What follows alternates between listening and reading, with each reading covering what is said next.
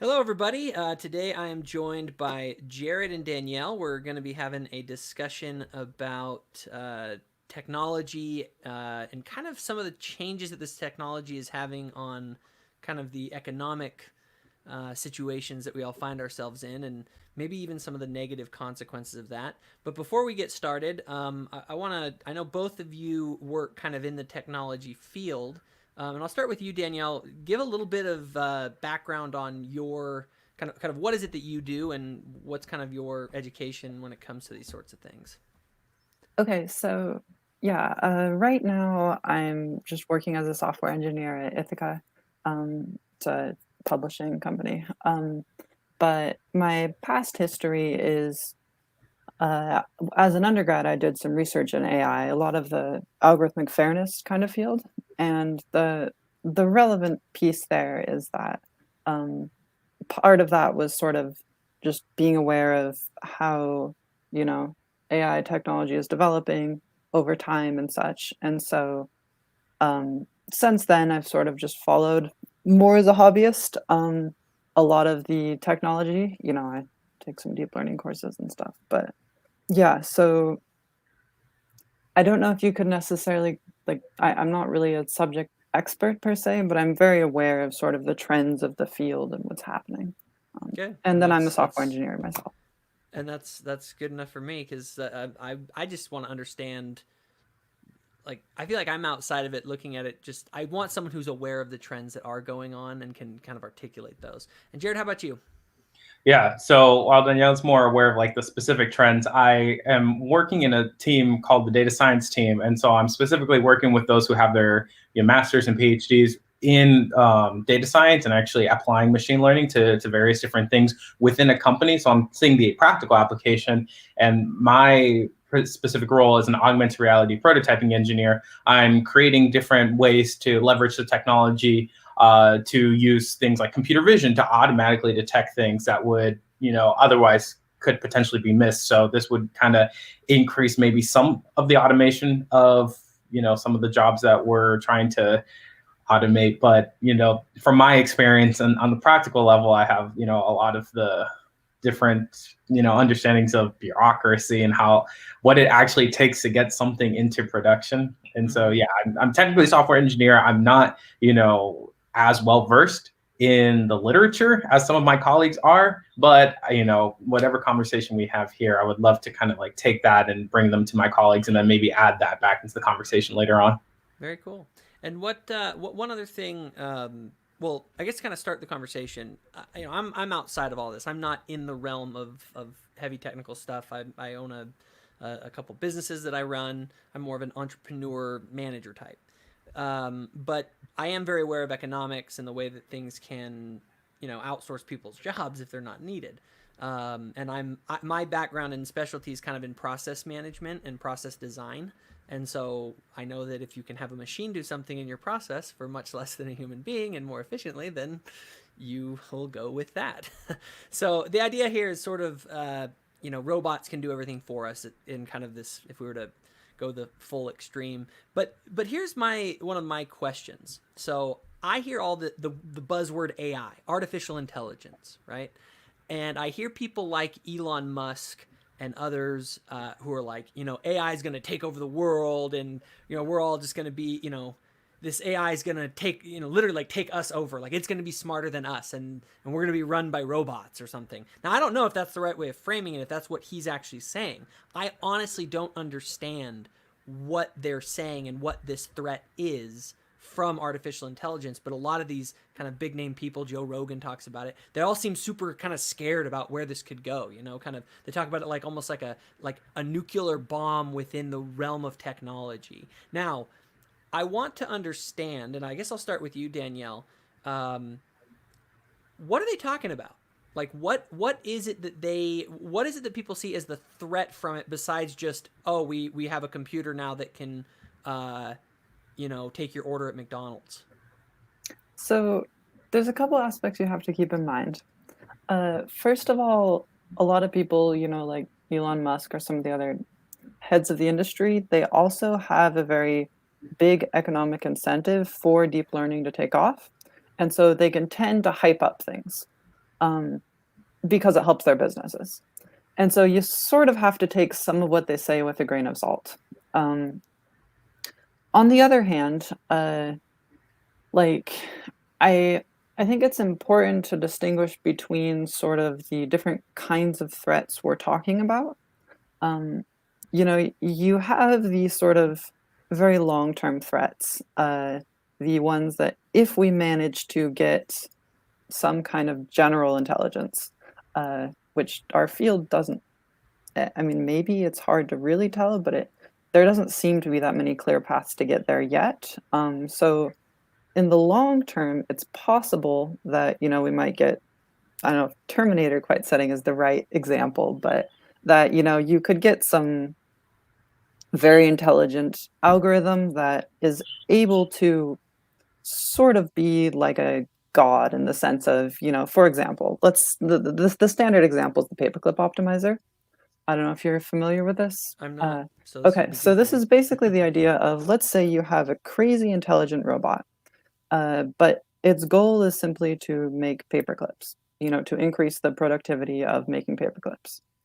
Well, if you just specify the goal is make as many paperclips as possible in the shortest amount of time, and you have a really, really intelligent algorithm, like superhuman, then what it could decide to do is say, turn the entire Earth's mass into paperclips.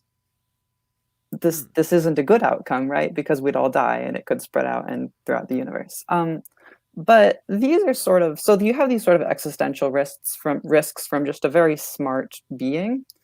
But the reality is that these are more of a hype kind of thing. They're not sort of the more risks that we're worried about in the short term.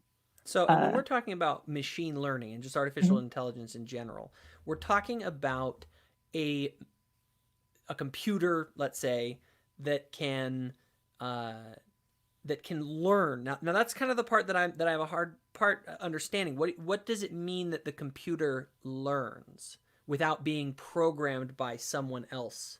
Yeah, To so have that essentially data the put into idea it. is that you feed it tons of data, and then from that it can learn statistical properties about the data. Um, and how you do that is essentially you just feed it data that's labeled certain ways, and then it outputs a prediction, and you say that's wrong or that's right using a loss function. And then it will adjust itself according to what you tell it, and it keeps sort of adjusting itself based on these update rules Mm-hmm. to slowly get better at whatever task you want to give it. Um, and a lot of the Okay, so research has basically, been data comes good. in. Data comes in. Again, I'm just trying to make Mhm. sure that I Yeah, understand yeah. it. Data comes in. It then analyzes that data, and then it, like you said, it makes a prediction or something like that. I guess we could use maybe Google as an example. So Google's algorithm takes your search, it gives you a bunch of results, and then it can tell if it gave the right results based on the way that people click with it or whatever. And so it's almost like it gets better and better at giving people the results that they're searching for. Is It that might help sort to be a of little more concrete. uh huh? So if you have some model and we just want to determine if they're, say, cats or dogs images that you're plugging into it, Okay, um, then, initially this model is going to be awful at it. It's going to output most of the cats are like oh, I 50% see. randomness. But as you give it images, you'll do this method called gradient descent, which is just sort of this fancy math for updating the weights towards what you want it to do. And so these models slowly shift over time because you're telling them, hey, this is what I want you to be doing. And so over time, the models get more and more correct. And eventually it will sort of learn, hey, these features recognize dog. How they actually do that is for images, for example, it's the first layers are picking up these very small little patterns like lines and circles and stuff. The second layers are sort of on top of that, they might figure out a little more complex patterns like circles are small patterns. And then eventually it gets to, faces. I And see. yeah, That's and so that's a good then way of they putting it. figure that. So essentially, it over time it begins to be able to detect Yeah. that image or whatever it is that you want. And obviously, that's a very very narrow example. But if a Mhm. machine continues to get better and better at all sorts of different things, you get a computer that can see, that can say if this person is moving in this way, they're a threat. So then shoot them. You know, it's like Possibly. So it's important to keep in mind sort of we don't really have a good way of any of these things taking off in any sense. Most of the tasks these can solve are very simple tasks, things that humans tend to find very easy. Uh, I see. the main breakthroughs have simply been finally figuring out, how we can do these tasks that humans tend to find easy. Uh, I don't know, Jared, do you want to go Yeah, on from Jared, there? any other thoughts on that? Yeah. So I really like how Daniel kind of like presented the whole topic. Yes, there are a lot of tasks that humans find easy that computers find incredibly difficult. One of those tasks being vision. It's incredibly easy for us, but it's incredibly difficult for a computer to do. Computers are very good at doing a lot of the white collar jobs. And so I really like what we saw in that group where people were talking about how it's not the plumbers that are going to get automated. It's going to be the white collar people, accountants, things like that are, basically if you're sitting in a computer all day and just typing in a computer, you have a greater risk of having your job automated than someone who's actually getting up and moving their hands, actually moving matter, visually seeing things in the physical world. Because if we're just doing things in the mental world, then a computer can, incredibly quickly pick that up because, ones and zeros are essentially just mental constructs. And so, it's not the low IQ jobs that are necessarily actually going to get automated pretty quickly. It's going to be the more high IQ, math centric people that are more concerned about. But yeah, in regards to how a machine learns and everything, it's kind of like there's just this like set of statistical probabilities. And how I understand machine learning to go is that you got to think about it kind of like there's a subsection of machine learning called genetic evolution, I think. And so what that does is that it randomly changes a little bit about itself to see if it produces better results, or it randomly adds something to itself to look at a different part of the image or a different part of like the data that you've given it, and then sees if that helps. And so what it does is it's kind of just randomly doing things, and what we as the trainers, the people who are actually, training the models, we are telling it whether it's right or wrong. So it's kind of like a child, right? So what a child does is it randomly does something to push its boundaries. And if it does something right, then it's given praise. And if it does something wrong, then it's told, that's wrong, don't do it again.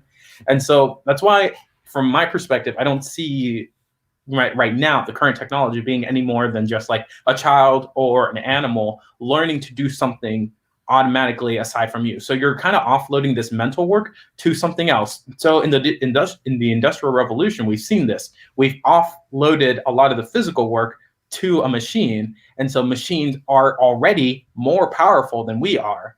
And so, but we've kind of learned to deal with that. That's an interesting way to put it, because in the Industrial Revolution, it was very much mechanization made machines more physically strong.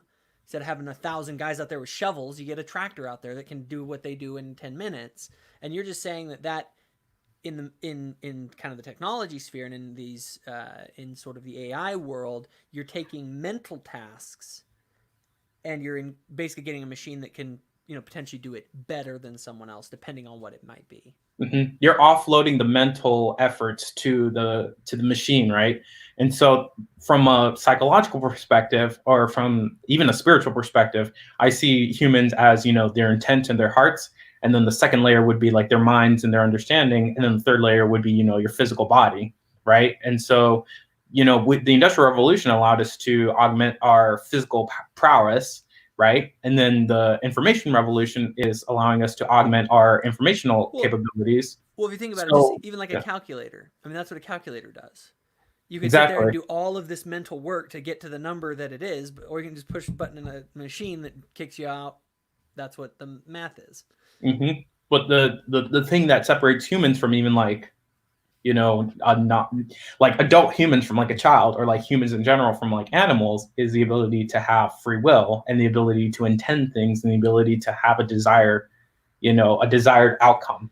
And so that's where I see the AI kind of missing the point. It's like, yeah, we'll be able to increase our intellectual capabilities, but in the end, it's all going to boil down to what do humans want and what are humans putting forth their energies and efforts into incentivizing and into taking down. Because an AI, like for example, right now on YouTube, right, we have this algorithm that, you know, recommends certain videos and downplays certain videos and stuff, but we're still having the political battle of the different wills and the different competing interests, and that is going to end up shaping the algorithm anyways. And so no matter how powerful the algorithm is, it's still beholden to the people that it serves, both the owners of the algorithm and the recipients of, you know, the effects of the algorithm. So all this AI stuff, I believe, is still going to be recipient to the intents and the wills and the desires of individuals and groups.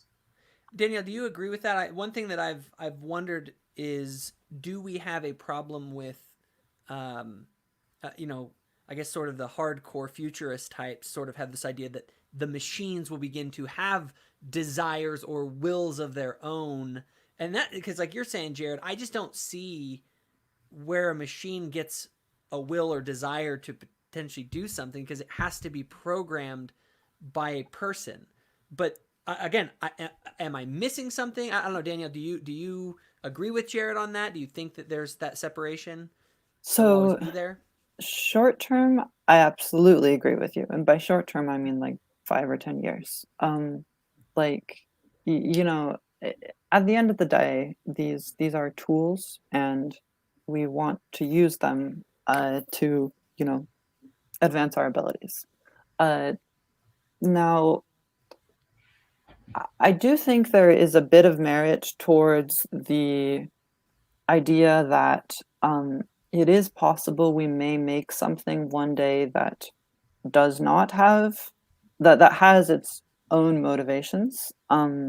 Where I see this coming up from is reinforcement learning, and sort of this idea of, you give these algorithms. Okay, so let me give you a concrete example of a case where this has already happened. An algorithm has done something we didn't want. You know, I mean, this happens all the time, like if there's a bug or something. But perhaps a more concrete example is when we do this thing called reinforcement learning, which is like we just give these things a reward. We've had cases where the algorithms will do what's called reward hacking. So, for example, we want it to play this game well, and it figures out that if it just sits in this corner and wiggles really quickly, it can achieve a really, really high score due to some bug in the code. And so that's a case where, you know, the algorithm is technically doing exactly what we told it to do, get a high reward, but the way it does this is not in the way we intended. And so I think that this is a case that's actually somewhat relevant already today. So for example, some of the research I did was in this idea of predictive policing. So currently we have police that are using algorithms to say where to send police people to try to deter crime, right? Because they want to be more objective about this. In principle, this makes sense. But the problem is that if you don't design the algorithms carefully, they end up in these feedback loops where police go to catch crime is where crime is detected because the police are there. And so you end up that police do not police proportional to the correct distributions. Instead, they police proportional to wherever they happened to go first based on the algorithm. Now, this is something you can fix in the algorithm, but there's a more fundamental issue here of if the data is biased. So for example, recidivism, you know, predicting whether or not someone will recommit a crime. Some of the data sets of these things can be biased based on something like race, or another example is giving out car loans. Some car loans could be biased based on something like race. And even if you don't give them race as an example to discriminate on, these algorithms can infer race from a lot of different attributes. And so it's very possible that we could have algorithms that are, you know, discriminating simply because they are following the data that humans gave them. And so this is not a case of, you know, algorithms coming up with their own evil goals and achieving them. It's simply a case of us not thinking through the implications and just thinking, oh, they will be objective, when they in reality may not be, because the data we give them is not objective, or because there's some feedback loop that perpetuates a problem. Yeah, I want to add on to Danielle's statement right there, which I find really good. I come from a conservative background, and it's easy for me as a conservative to think, it's like, oh, we've kind of overcome a lot of the major racism problems in America because, we've had our dealings with Jim Crow and the Civil Rights Act and stuff. And so we're not out there murdering Black people for being Black, right? And so we have, I feel like we have a big major portion of the racism problem solved. The issue is now our cognitive biases, the small, tiny, micro, biases that we have are starting to become magnified, right? And that's the issue, I think, with what people try to say systemic racism is. And so I understand that, and systemic racism tends to bring up like, oh, there isn't systemic racism because we've figured out the laws against that, right? And so that makes sense. We are trying to, try to have equality and all these different laws and stuff. But what Danielle's talking about, becomes greatly amplified as we increase our ability to have technologies, right? And so just a small, tiny percentage of a bias can become instantly magnified and have a feedback loop, which then, oppresses people if we have any, micro sense of bias against them because they're different than us, or because we've had a bad experience with them, or because we ultimately are the ones feeding the data, basically. Yeah. So we can feed in data that mm-hmm. could be according to our biases. And regardless of any of the political implications of, mm-hmm. systemic racism and all that, which is another discussion. Yeah. I definitely can see what you're saying there. You're saying that if we give it bad data, then it will produce results we don't want. However, is there a possibility of, like, I just don't see, like you're saying, I think the fundamental quality that makes a human being and a machine is will and intentionality, right? I just don't see how these futurists, from what I've heard, kind of bridge that gap. I mean, where does a computer get the will to turn itself on if it isn't built into its programming already to turn on based on some sort of an algorithm? Ultimately, the algorithm that we're talking about has to be created by us. Now, the algorithm may have a bug and do something crazy that we don't want it to do, mm-hmm. but that isn't because that's just because we designed the algorithm poorly. Correct. It doesn't mean that the algorithm actually got a, as we might say, a soul, right? The thing that wills and that has intention. Which I think is the defining characteristic of a human being. So let me be more precise about. Sorry to cut you off. Let me be more precise about the three risks that I see. There is the very, and then I guess we can decide which one we want to talk about. So there is the very short-term ones of AI perpetuating biases, which we already see in practice. And I should point out that even if they are not perpetuating biases, feedback loops can cause problems still. In the case of policing, they might end up concentrating on a white neighborhood, and that's still a bad outcome because it's not proportional to the crime distributions. So there are just algorithm breaking issues that we need to keep in mind. Those are the short-term issues. The medium-term issues are these issues we're talking about where automation leads to job losses. And then the long-term issues are sort of these more hypothetical, like, Terminator style questions of where somehow the AIs come up with some kind of agency. We can talk about either of these, but I'm curious what you would like to focus on because they're all very different conversations. We could also do all of them. I don't know.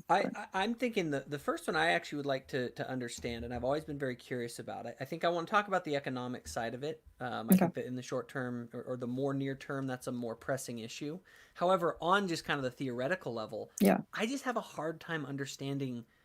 To me, it's so just pie in the sky. They're one day going to come alive. It's like me worrying about my computer one day coming alive and saying, I'm going to destroy all your files. It's like, no, I just don't think that's a real threat. But is there, and that's why I guess I'm trying to understand, and if you guys are aware of any of those trends, what is the explanation one of these futurists would give to say this is how it could develop its own agency, as it were? So let me give you a technical perspective of how this could theoretically happen. But I should give a caveat to this of the answer is we don't actually know. We don't have a great model for something like this. The best theory I've seen for how you could potentially do something like this is we have what's called reinforcement learning, which is basically where we give these agents some kind of reward. And then they learn to be really good at achieving that reward. Okay, now this still, of course, has the problem of where does this reward come from, right? We had to choose this reward, and so they're not self-motivated in any way. And so what we do from there, the next step, is we say, okay, what if we give them some kind of intrinsic reward? So, for example, perhaps its reward is try to predict the outcomes of my actions. You could imagine an AI that's very good at predicting the outcomes of its actions, starting to do things like running little science experiments to determine, how uh, the impacts of some particular chemistry experiment it wants to do is. You could imagine it if we had good enough reinforcement learning, eventually, say, for example, turning the Earth into a giant super collider, if it decided that was good. Of course, the jump there comes in that we don't know how to make algorithms do really well at achieving hard rewards. So some reward like this, there's a lot of gaps there in it figuring out the nuanced details. But that's just an example where these algorithms could come up with their own goals as sort of these subtasks for trying to achieve this arbitrary goal of trying to understand its own actions. And the general idea here is that we try to take some idea like creativity and formalize it in some way, and turn that into a reward. And then technically, once you have a nice formalization, it's going to be missing out on some things that are actually relevant to the idea, but it might be close enough that we could have something that's self-motivated and potentially dangerous. So here's an interesting thought on that. All of our goal, well, this is a little bit of a philosophical thing that I have, right? Yeah. And it's sort of based on my reading of Sam Harris's work on kind of morality. And I think that he hits on something, and it's not his idea necessarily, even Aristotle kind of talked about it. But it's this idea that every human action is ultimately motivated by a desire for their own well-being. Okay? Everything that you do is, even if you commit suicide, a person commits suicide because they believe that that action would result in I would rather not be alive than be alive, right? They're still choosing the path that they think will lead them to a better outcome for themselves, right? If we were to, and every pathology is essentially just us using our algorithm to pursue that end, but it's buggy. It's not good. And so it doesn't lead to that end for us and for others, right? And there's a lot of philosophical conversation that can be had about that. However, at the end of the day, are we not already pre-programmed from the moment we're born through our whole life with that as the quote unquote reward system, right? If you do something, it produces in you this greater level of well-being, and therefore the human being constantly is pursuing that through whatever means they do. And literally every action you perform is based on that algorithm. Does it produce higher levels of well-being? And sometimes those higher levels of well-being aren't long-lasting. But I think potentially, as I kind of look at this as objectively as I can, I could see how, at least in theory, if we as human beings are ultimately, our behavior is predictable based on whatever our algorithm is doing, trying to sort out this well-being code, ultimate well-being, is that not consistent with the idea that you're talking about a machine being ingrained with from some outside source, let's say. Mm-hmm. And I obviously have very religious sentiments as to what that source was, where we get our ultimate coding from, right? And if we are programmed to do that, could a machine not in some other way be programmed to something along those lines? And is that's the idea. But it does, I guess what you're saying though is, and I guess what I have to kind of think about, because even me, I'm breaking into areas that I haven't thought deeply about, but sort of the idea being that we are not that different from an algorithm in that we have a predetermined endpoint well-being, and that what we're doing in our life is merely us running our algorithm to try and get that. I don't know if that goes now. Now Sam Harris tends to be much more of a hard determinist. I'm not, for various reasons, and I think that because I think we have a level of control over our algorithms. I don't know. It's an interesting concept. Any thoughts? Or I was just going to say, yeah, I think. Oh, sorry. Were you going to say something?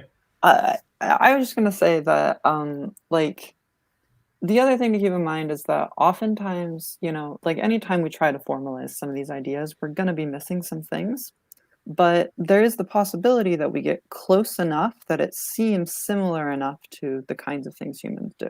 And this is sort of to answer your question, the potential path to getting there. But the thing to point out is that a lot of these kinds of discussions can be very frustrating to AI people because they are all very sort of detached from the actual first two practical issues I was talking about.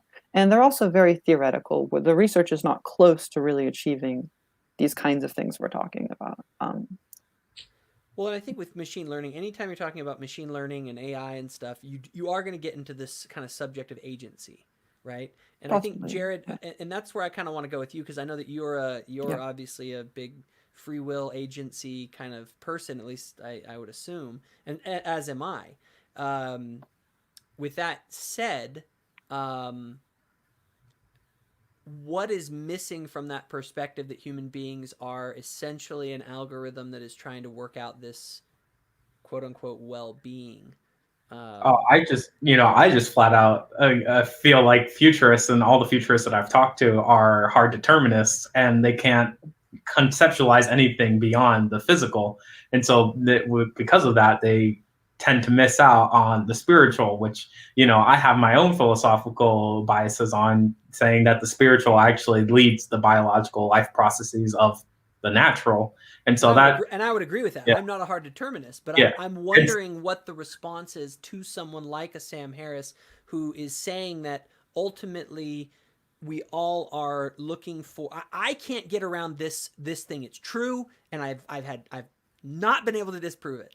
And it's this idea that human beings ultimately every single thing you do is you trying to say, if I do X, it will lead me towards greater well-being. You're coming on Yeah. this little discussion today was based on, I think that doing this will in some way enhance my life in some way, right? I'll enjoy the discussion, whatever. Anyway, go ahead. Yeah, no, I think the difference with a determinist is that the desire is programmed into you, and the difference between a free will is that you get to choose what your desire is. You get to essentially choose the person you want to be, and so that's not even just free will. Like animals don't necessarily get to choose that. That's a merely what I believe philosophically unique to humans is the ability to choose what you want, and that's what. I You would say you yeah. choose what you want, but always towards the same end.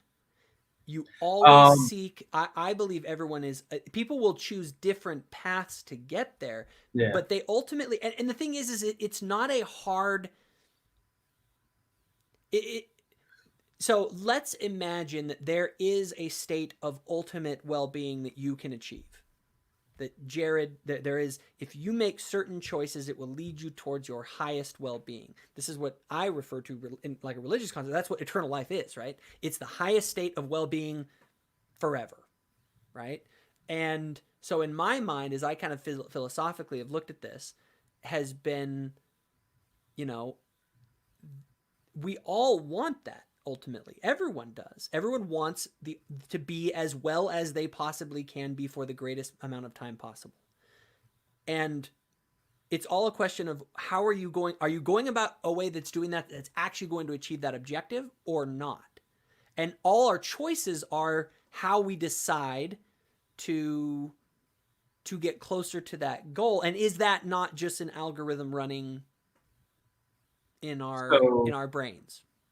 I think I really appreciate what Danielle was talking about the 3 different issues, right? And we're kind of focusing on the third, which I think is good. And I think, they will inform the further too. But I kind of want to make a closing remark before I want to go to the number 2, which is, what are the automation of the jobs, right? Yeah, no, And that's fine. yeah. I'm So kind of for going on a me, little. I'm kind of going on a little philosophical tangent here yeah. because I find this to be a very interesting subject, especially as it relates to machine learning. But go ahead.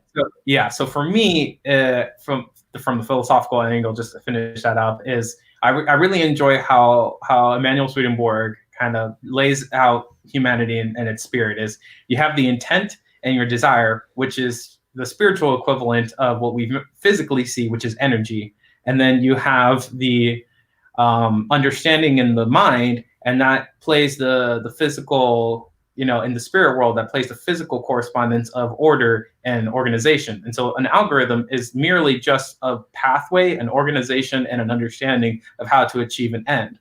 With an algorithm, what you're essentially doing is taking power, which is electrical power, through a computer chip, and the computer chip has all of it's organized itself in a way to run an algorithm. So the algorithm doesn't necessarily have life of its own. The algorithm is just an organization that takes the power to produce an outcome, right? So the power would be like the actual intention, and the algorithm is just the way that intention actually flows through to kind of produce a result. And so that's how I see it, right? And in the end, everything has to have power and life from something, right? And so the abilities for humans to kind of subsist and exist is, from the LDS perspective, I believe that, spirits are co-eternal with God. So in some essence, all life, just kind of comes from us at a certain point.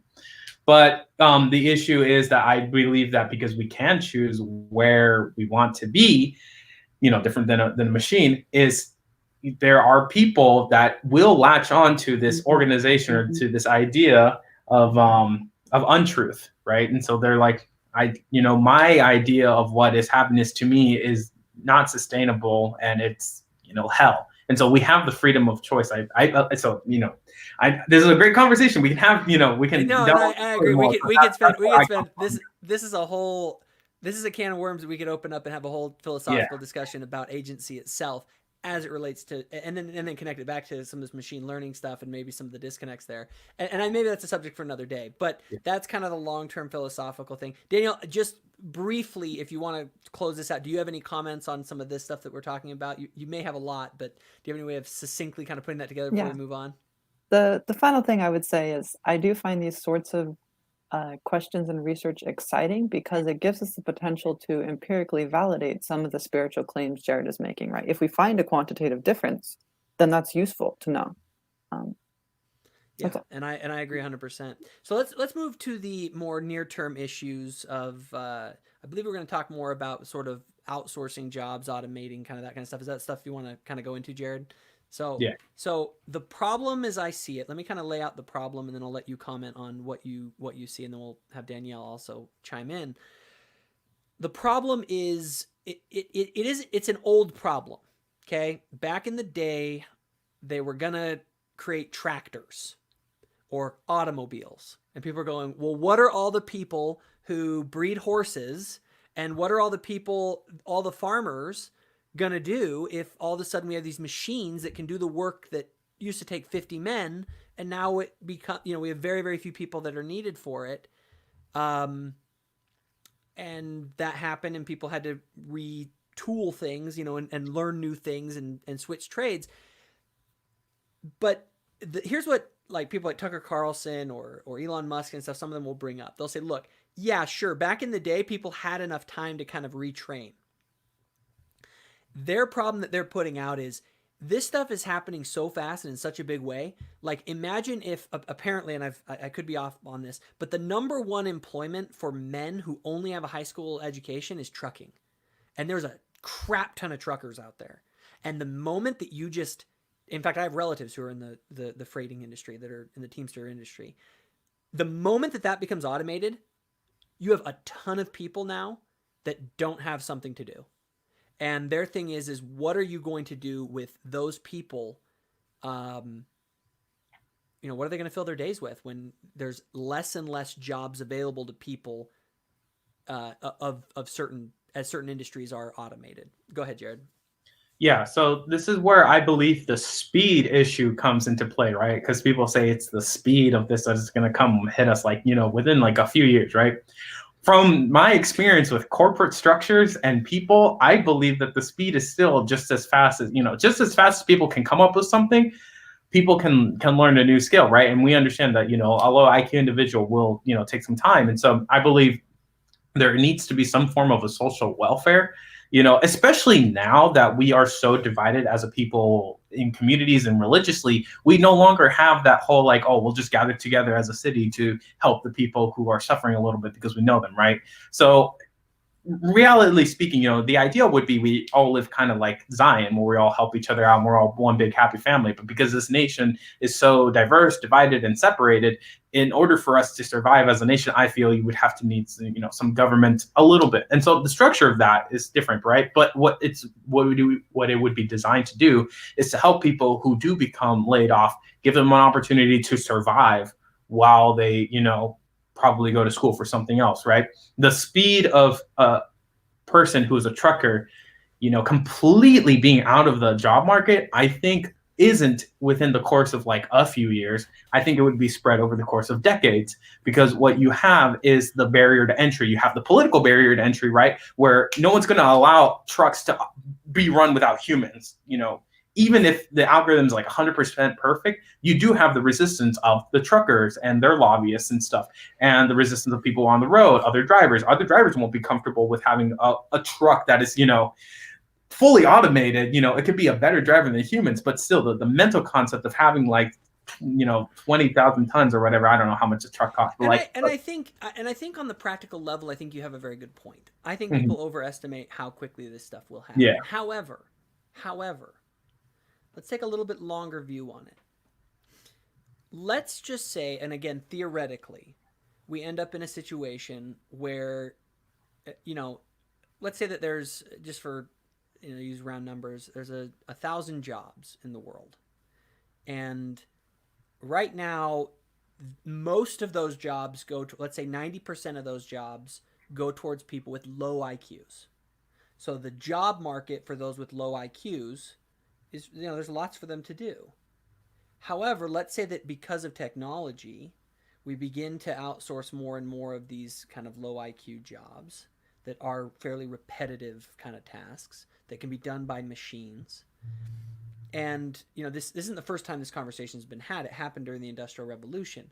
We're just saying now, what if the technology begins to grow here? What you're going to see, and this is what we're seeing to some extent, is that the people in the high IQ category, now all the jobs that are left are theirs. And not only that, those jobs produce enormous amounts of wealth. Because I'm the one who owns the trucks, and they're all automated. I don't have any payroll, and I can make all that money with zero payroll. So all of a sudden, the amount of wealth that's produced is enormous compared to the cost. Now, those other people would need to go and find new productive means, and we could increase the total wealth of the society. However, what if those people don't have easily other things to go and do? And what will happen, what you would predict, is there would be people with a lot of money, the ones who own this is an old Marxist thing, that own the means of production, that produce the wealth, the trucks. And then you'd have all the people that are getting squeezed into a tighter space, and you're going to create a big wealth gap. Now, wealth gaps, I don't necessarily think, I'm not speaking from a moral perspective, but from a practical social perspective, the greater your inequality of income becomes within a society, the less stable the society is.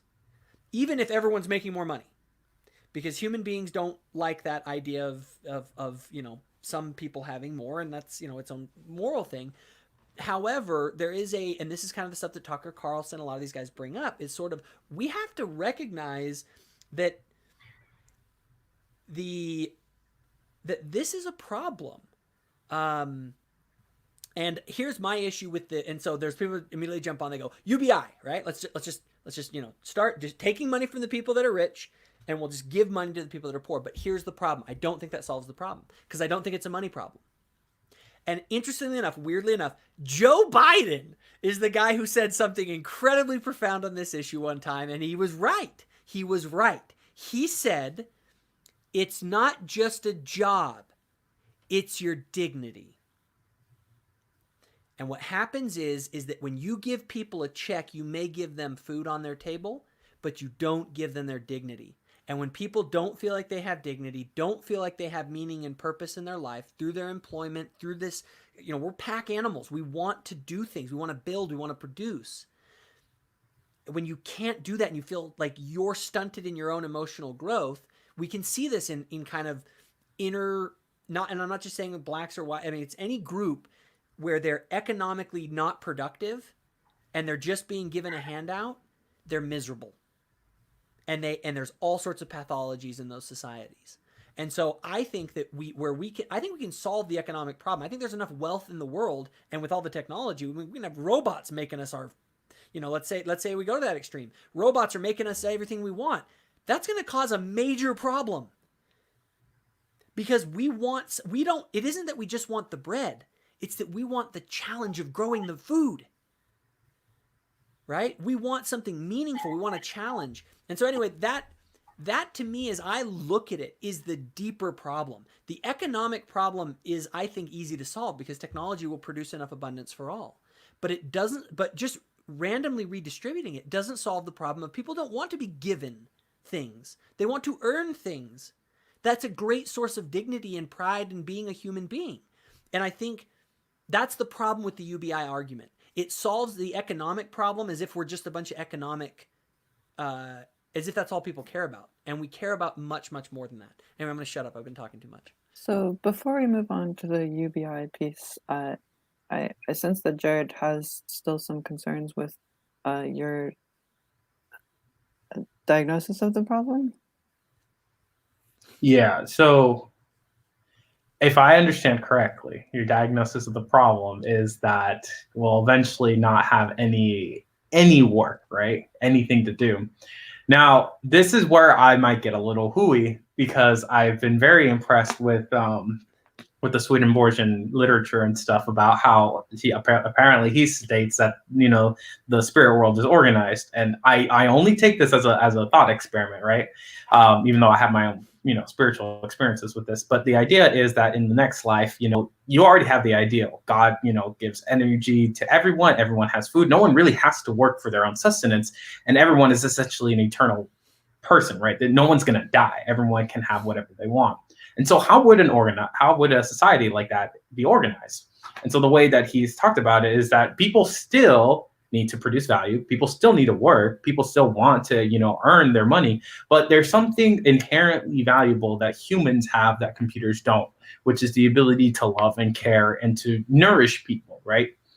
And the way that I think about that is essentially once society, no longer really has to work for their food, because we're at that point right now, right? We're at a point so abundant that, as long as you're doing something, you have the ability to be in a place, you have the ability to eat, and you have the ability to be on your phone and be interacting with people, right?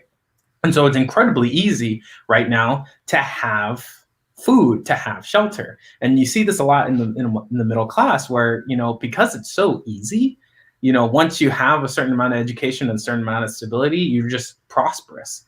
And so what happens when you have that, if people don't have the spiritual, the religious, the emotional, the familiar connections and stuff, people tend to, you have your dignity because you're still working, but you still are missing the other component. And so, and on a spiritual note, that's actually really interesting, because it's sort of this idea of not finding your value in the things of the world, because eventually the things of the world can go away. And so if your value comes from the material that you produce and the work that you're doing and, having a lot of money or something, what happens when money's no longer an issue? And it's actually, so here's a funny thing. And I've been very, very fortunate kind of in my business and stuff to where I've gotten to the point where as long as I basically work to continue to keep going what I have. I'm not necessarily, it was really weird when I got to that point. I wasn't building a business. It was like, I have the income. Oh, looks like I might have lost Jared there. He'll come back on here in a second. I think I can pause the live stream for a second. Oh, he's back. Jared, you back? Yeah, there wasn't something happening with my audio, but you were saying something. I was just saying that, on a spiritual level, that's sort of the idea here, is that Jesus Christ was saying, and at least obviously in our tradition, that don't put your value on the things of the world, because eventually those aren't going to matter anymore. And I have my business has kind of gotten to a point now that if it continues to do what it does for the rest of my life, I don't have any desire for more. And I'll tell you, it's a weird thing when you get to that point. I had this, and if you actually look at some of these big kind of corporate people, when they actually when they accomplish their goal, what happens when you get to the top of the mountain? And you go, here I am. And it was really weird. I told my friend this. You ever seen Forrest Gump when he says in the movie Forrest Gump, they get a letter from from Apple Computers, and he's like, "Oh, Dan got us invented in some kind of fruit company." And he said one day a guy called and said, "You don't have to worry about money anymore." And I said, "Well, that's good. One less thing." I had a very similar reaction when my business kind of got to this point that I felt like it's, I'm making the living that I want to make. I can pretty much do the things I want to do. And I had this weird sensation like, this is it? Like, I thought it was going to be like this amazing feeling. And I actually was this sort of like, it was sort of a dud. It was like, well, yeah, I mean, if we want to do something, I mean, we can do it, but it's like all of a sudden I felt like this. It was a weird feeling. It was a feeling of almost like emptiness. Yeah, I feel you because I'm feeling that with buying my first house too. Because coming from generations of immigrants and stuff, and people who don't really have land, I'm like, oh, okay. Like I feel like every single financial achievement that I'm getting to is just like it's seeming more and more empty. Yeah, and it does. I'm telling you, it does. And that's, at least for me, with where I'm at. Now, obviously, people that are not at that point, they don't like, and I understand, like, but the climb is a part of the thing that we all love, and it really gives us meaning and purpose, and is kind of the exciting part, as weird as it is. And I do wonder if people, like, at the same time that we're getting more economic prosperity than ever in human history. I mean, go back 200 years and it's just like, it is ridiculous how hard life was for people. Like, it was like, we wouldn't have conversations like this because we were too busy, like, making sure that our families weren't going to starve this winter and doing hard work. And now it's like, it's almost like we as a society have reached the top of that mountain. And what's really, really bad is it's happened at the exact same time that we've kind of abandoned sort of our faith life. And we've secularized more than ever. And so it's now, in this day and age, more than ever, economic things are the most important things in people's lives. And we no longer even really have hard times getting those sorts of things. And it's just, I believe that at the root of a lot of the instability that we're seeing today in our society is that dynamic.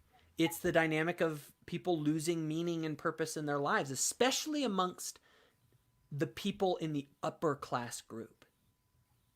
Now, there's problems obviously in the lower class, but I think in the upper class, like, I read a recent book. You guys really should read it. It's by Charles Murray, called Coming Apart. And he talks about that there's this weird thing where historically the upper class have been sort of a leadership class. They believed strong things, especially in the West. And they kind of set the tone for the rest of society. And now we have a leadership class, an upper class, an intelligentsia within our society in the West that has lost faith in anything.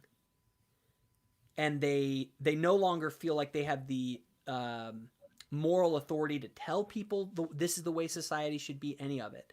And I think there are pros and cons to that, but I think that there's a lot of danger to it. So anyway, sorry if that got a little off the rails, but I do think it's important that we remember that economics is not just about do you have food and a roof over your head. And I think that that's actually one of our big problems we have in the very conversation. Go ahead, Daniel. So I guess a couple points.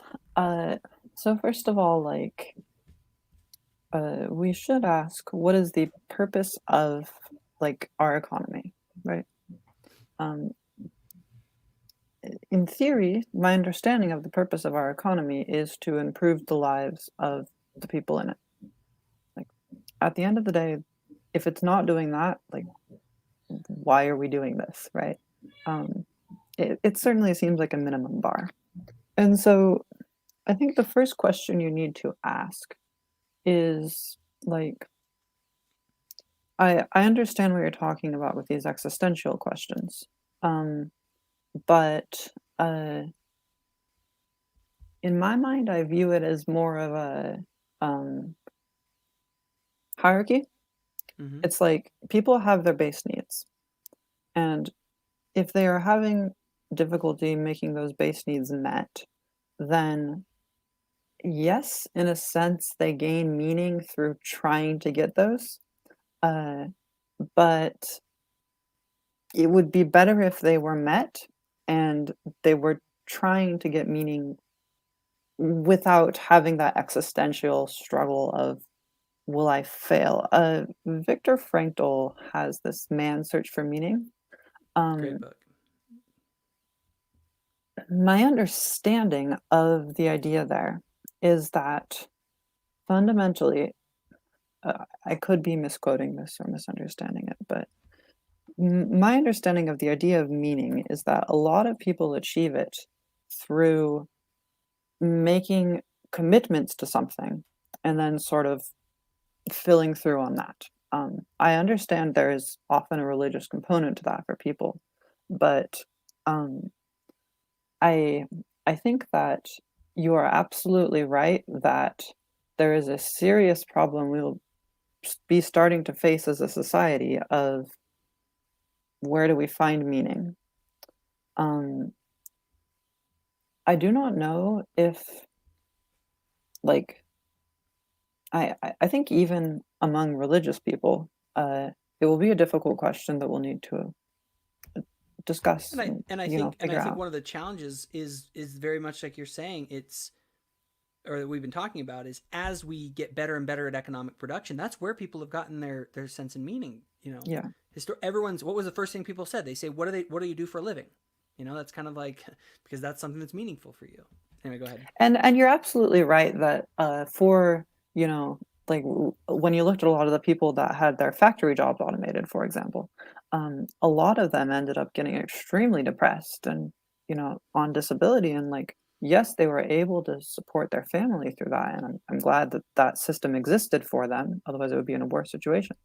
But on the other hand, like, it would be good to have people still being able to find meaning in their lives. And so I don't know, the way I view it is that these are this is a very serious issue that we do need to be figuring out.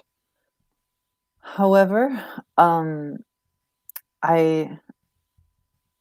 I suppose I also feel that, it it seems presumptive of uh, us to say that people cannot find meaning without needing to work to live. Like, who am I to say that, like, if I'm a lawmaker and I'm deciding, okay, we're not going to make it so everyone can get their essential goods, even if our society is perfectly capable of this because of automation in the future. And I say, no, actually, sorry, you need to find meaning through being forced to work for something we could provide for you. Is that a good thing to do? Is that acceptable? Is it okay if I comment on okay, yeah, I really like what you were saying, and I think the libertarian conservative in me would say just let people fend for themselves from the government, right? So the government wouldn't do it, but you have the charities set up so that people are forced into those communal relationships, right? They're no longer forced to be dependent on the state or the government, which is what I think when we read about what happens in the welfare state, people are forced to be dependent on government as opposed to their community and stuff. So I think the issue that you would face with some conservatives would be like, we understand that there's a need for the social safety net. I don't think it should come from the government. It should come from maybe even just local government, local communities and stuff, and then you can, have the free trade and stuff there. But you're right. I do think that it is imperative and incumbent on people to do that. And it's kind of like a chicken and the egg thing. If the charities and the private efforts aren't there, maybe we should have the government take over that.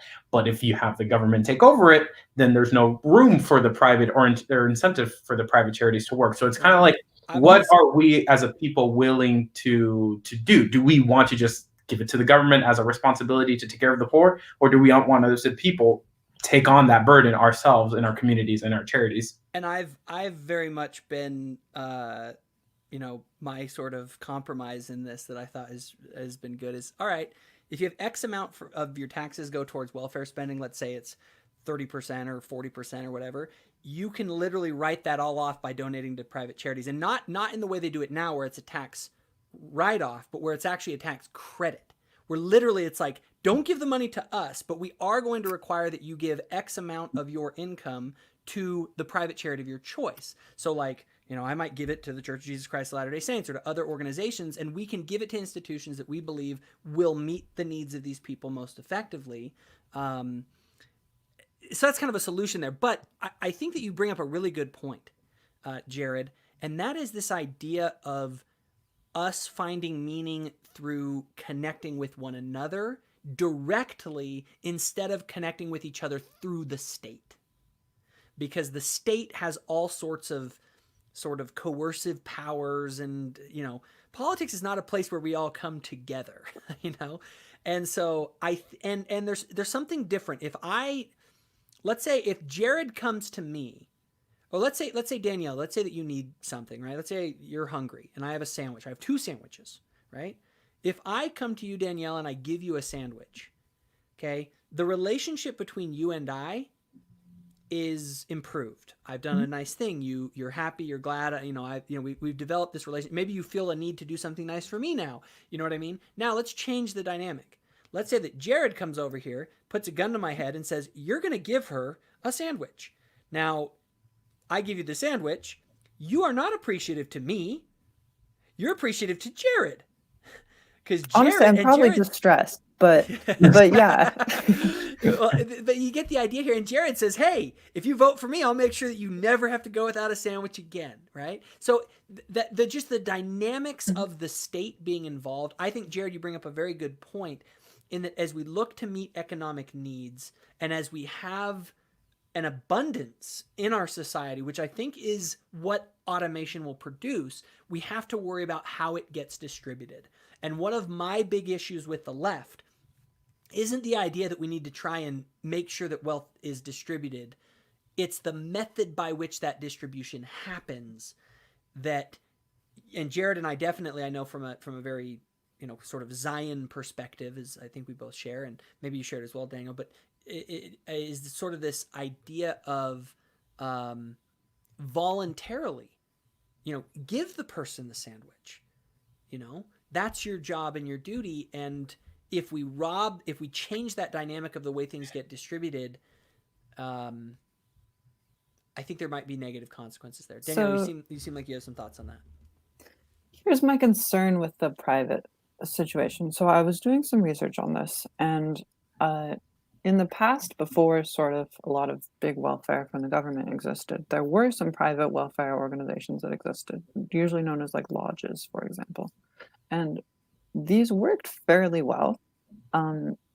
Essentially, how they would work is individuals would pay into these. There would be multiple of these competing, right?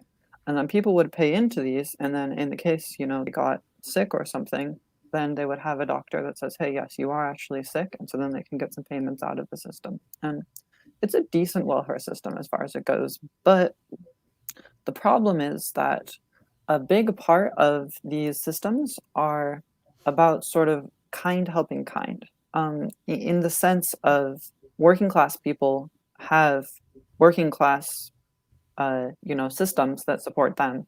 Upper class people have upper class systems that support them, etc. And so, like, I understand there's some really iffy things with that language in general, but that's the rough idea. And So what you're Like, saying is, let me just make sure I understand. So you're go saying ahead. basically you end up with, let's use the example of the church. Mormons are helping Mormons, and Catholics are Yes. helping Catholics. But what if someone is not a part of a? It's kind of like there's not necessarily an equal sort of distribution, or the distribution can still be poor because those groups in and of themselves may have more than other groups. Is that sort of the dynamic that you're talking about? That's an aspect. My other concern is specifically that, so historically, when productivity increases has happened, which is roughly what happens in automation, uh, the amount that productivity increases also leads to wage increases is roughly correlated with how much union participation exists. If you have a lot of, collective bargaining that can exist, then you find that as productivity increases happen, uh, wage increases also happen. If you don't, then a lot of it ends up going to sort of the upper class. Now, the important aspect here is that a lot of these automation changes are going to be happening not through sort of the working class implementing them. They're going to be happening through, managers and upper level people buying, say, robots, cars, these kinds of things, and sort of just putting people out of jobs. And so this natural pressure that exists from collective bargaining will end up acting as a pressure that pushes them out of the workforce. Mm-hmm. Um, so Potentially, kind of theoretically. potentially, but so my concern here is essentially that uh, you will end up with a lot of these, money going to the wealthy people, and we'll have an economic problem because the working class people will have more difficulty earning a living. So, for example, here's the other problem. A lot of people, so if an industry has less workers due to automation, that doesn't only hurt that industry. Because when retraining effectively happens, which is just sometimes, but when it does, those workers move to other industries, which dilutes the worker pool, decreasing wages. Um, and so you're going to have situations where, uh, you know, working class people, which historically wages have not increased for a very long period of time, adjusting for inflation, their wages are going to be going down. There's going to be more unemployment, and what we need to remember is that at the end of the day, our systems are kept up by demand, right? Like COVID, the reason our economy is struggling is because there was less demand.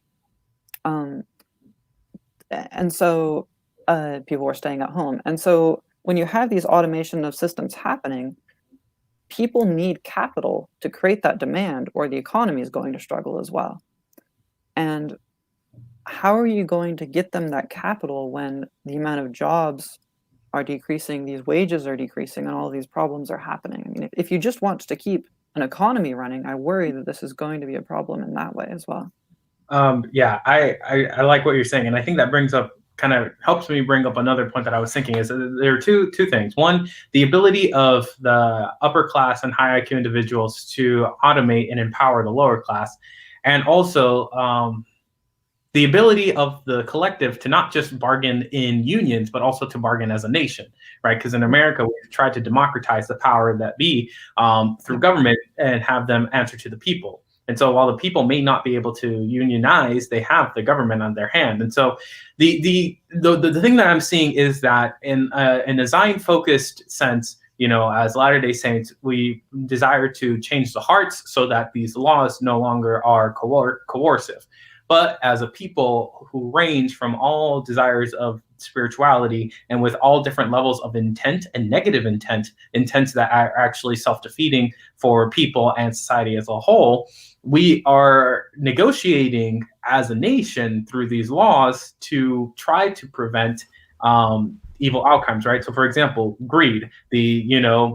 Greed is a motivator. We can, formulate our capitalism and our economy to promote greed in a way that is, beneficial to society, right? But still, when greed becomes too much, kind of like what you're saying, where all the money kind of starts floating up to the upper class and the lower class kind of keep getting pushed out, the American people, with all of our various different spiritual, status and our various, mixture of good and bad intents. Because that's the thing, right?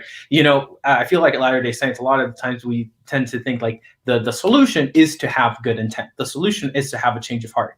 But practically speaking, we're not going to have that unless we kind of secede from the rest of the people and have, that Zion thing, which is what Joseph Smith was trying to do with consecration and, common consent and all that stuff, right? And but we all suck too bad to be able to do it ourselves, even. So yeah. We haven't had a good enough change of heart, which is what we learned. Yeah. and so okay, we can recognize that in this world, right, and with our limited perspectives and our mortal bodies and with our sins, we're not going to be able to have a full trust to kind of achieve that libertarian anarchy kind of deal where we're all in Zion. And so I agree with what you were saying, Danielle, is that we kind of have to negotiate as a people to say, what are we going to do about it? How are we going to prevent the fruits of people's negative intent to degrade the culture and to oppress people? And so which pick the less evil of the two poisons, right? It's like, are we going to use the government to coerce people, or are we going to be coerced by the people who have power anyways, right? Because at a certain point, power in the hands of the wrong people are going to make life worse for everyone else. And so it's kind of like, do we want the power to be in the hands of people who are rich, or do we want the power to be in the hands of people who have the ability to shoot you and put you in prison? So but are also sort of subject to voting, right? Yeah, and so that's important to recognize that the things the government does generally are what we as a people decided. I mean, sure, there are a lot of exceptions to this and problems that happen, but we can vote. The idea is also we can vote with our money too. Like if there's a company, and I would say this, voting is dangerous business, because we tend to be like, oh, well, that's what the people wanted. Well, the people sometimes want terrible, awful, terrible things. And you run into the whole problem of, individual rights versus, the collective will, which is, you got to remember the people did choose slavery, and the people did choose to kill all those, to put Hitler in power. And, it's like, so people, the faith that we have in the people themselves is another, but that's sort of a political question. I think, and to kind of wrap this up, I don't think we're all going to solve these problems. I think this is one of those conversations that isn't necessarily about us having all the answers.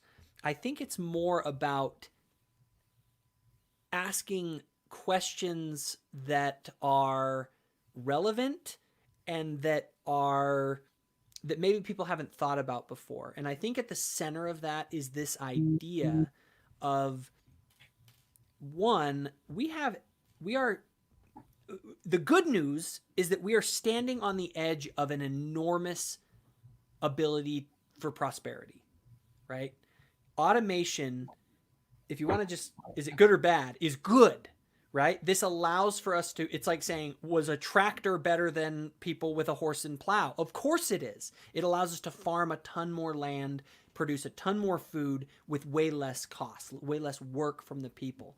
However, it does eventually, if you take that to its extreme, you get to this point where you begin to question, well, what happens if we are able to produce things at such a high level that the traditional cost, which was our labor, becomes very much less necessary?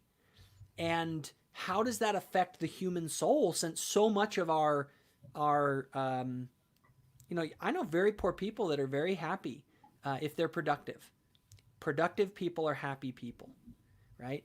And if you rob people of their ability to produce in this economic sense, which is traditionally and historically, and from a secular perspective, that is like basically it, right? You're here to live and have as much of these sorts of things that the world has as possible, because you're just an animal trying to survive, right? You're just a consumer of resources. You live and then you die. And so to me, that conversation is coming, because it's just a matter of how quickly, right? We're in the West, in the United States of America, we are at the tip of that, where we suddenly have enough abundance within our country that no one needs to go hungry. No one really does go hungry unless there's like weird drug problems or something crazy. Like, we have food, we have shelter, we have all the basic necessities that mankind has wanted forever. And so we begin to get to this point that we say, okay, when we go beyond that, beyond the necessities of life, how do we make this all work? And ultimately, like you're saying, if your economy is designed to produce well-being amongst as many people as possible, which is what I believe an economy should be, it's a very tricky question to answer. And so, anyway, I'll let you guys kind of go with any other closing thoughts before we close out. Jared, you seem like you had something to say. I appreciate the way that you contextualize this, and there's in my spiritual woohoo, I kind of look around and read a lot of these near-death experience prophecies or whatever. And there was one that struck me a lot about how a lot of people prophesy a lot about the United States. And a general sentiment that I get is that there are two paths that the United States can go. And obviously, it's not just two paths, right? There are several different ways that the United States can roll out in the future. But there are two general trends. We can start to let hate and self-destruction kind of overtake us. And I think that's what the Book of Mormon starts to warn against. It's like if we start to, bunker down into hatred of our brothers and sisters, and we no longer really take the commandments of the Lord into our heart, this land will not be a successful land. This land will not be prosperous. And so we will kind of start to self-deteriorate, and America will collapse along with the whole of the West. We'll all just start to eat ourselves up. And automation won't be a thing of the future because we won't be able to collaborate enough to actually automate, because we hate each other, and the collaboration that it requires to produce automation and all these wondrous technologies we won't have to worry about because we'll all just hate each other and we won't be able to collaborate. Or we go a different route where we actually still maintain this collaborative environment where we still actually care about our neighbors enough to be able to work with them, even, considering religious and political differences. We can still, increase our ability to produce. And then kind of as what you guys were saying, we have this conversation of where is the meaning then? We've lost meaning. Are we going to regain it? And if we do regain it, how does that look like? Are we going to come together as automators and have a society of such high spiritual potential and power we actually do transform the world in preparation for the second coming? And I've heard people talk about the possibility, and I think that it's there for sort of a second great or a third great awakening. I don't know, that there's a spiritual revival that is burning underneath all of this, because I think more and more people are recognizing that in an age where you can't get economic prosperity, that isn't where you ultimately find your meaning. And I think more and more people are recognizing that. Danielle. So, briefly, I did want to say, first of all, I do find the connection to, like, we seem to be correlating low IQ and working class, when in reality, I feel like that has a lot more to do with background and growth and stuff. I wanted to just say that, but more so, back to the point of this argument. My point was, I feel like we should, I don't know, the argument that I worry we will make as a society is that people aren't good at finding meaning, therefore they don't deserve to have the fruits of, because when you think about it, right, automation is not the result of some smart manager deciding, hey, we need to implement this.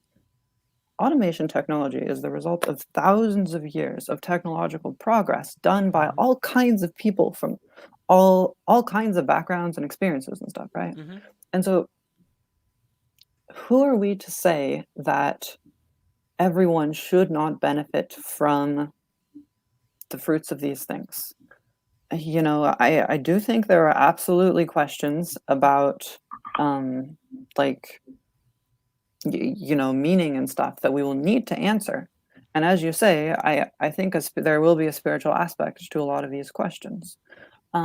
But I also think it is very, very questionable to say that sort of it's okay for this money to go to the wealthy, the fruits of the final step of this giant process we've been working on to go to the wealthy and then just ask the wealthy to give it to everyone else. I don't think economically that's sustainable. I don't think that it's a good model. I mean, a lot of the wealthy themselves often argue for a UBI for this exact same reason. They don't think that their own systems will work without it. Mm-hmm. And so, like, that's my concern about a lot of this. I don't know if UBI is necessarily the best way to approach this. I'm a personal fan of it, but I do think we need to, like, saying that people don't deserve the fruits of their labor because we don't think they can find meaning seems very reductionist and presumptive. Well, I think we should have more faith in that people will be able to solve these problems. And I agree. And I think that and maybe that's where we kind of leave it, is I think that there is a conversation that we all need to have and think about, and that is, this issue of distribution, right? Mm-hmm. Whether it's UBI or some other method, maybe we need to have that question. Right now, UBI is kind of the one that a lot of people have thrown out there, but I think we need to look at, are there other alternative ways of doing it? Because I do think we have a fundamental problem in that there is always going to be, and this isn't necessarily a new problem, but it could be exacerbated, right? How do we help those at the bottom? And if that group at the bottom is going to grow because of automation or other means, theoretically, do we have a theoretical model for the best ways to kind of handle that upcoming change? And I agree with you. I don't think that, I'm a big believer in property rights. I'm a big believer in thou shalt not steal, right? However, with that in mind, I also recognize that if you have great amounts of differences in income distribution, differences in wealth distribution, your society becomes unstable. And so from a practical level, without violating certain principles like thou shalt not steal, in my mind, we need to try and figure out ways to solve that problem. And again, we could probably go on for another 3 hours talking about all this stuff, because it is such a big, complex topic that goes everywhere from technology to philosophy to morality to spirituality to, every which way, and politics. But I think that I've enjoyed just having this conversation because I think that we, I think that we've touched on topics that maybe people that watch this video wouldn't have thought about. And honestly, whether anyone even watches it, I've just enjoyed having this conversation with you guys. So anyway, any other final thoughts before we wrap it up? I suppose I will give one more final thought. Yeah. I'll hear the final word. So we seem to have this worry that something like a UBI will remove all people's incentive to work, but people that earn $36,000 a year, people that earn a lot of money still tend to try to shoot for promotions, try to shoot for improving their lives, and so it's about making a minimum bar.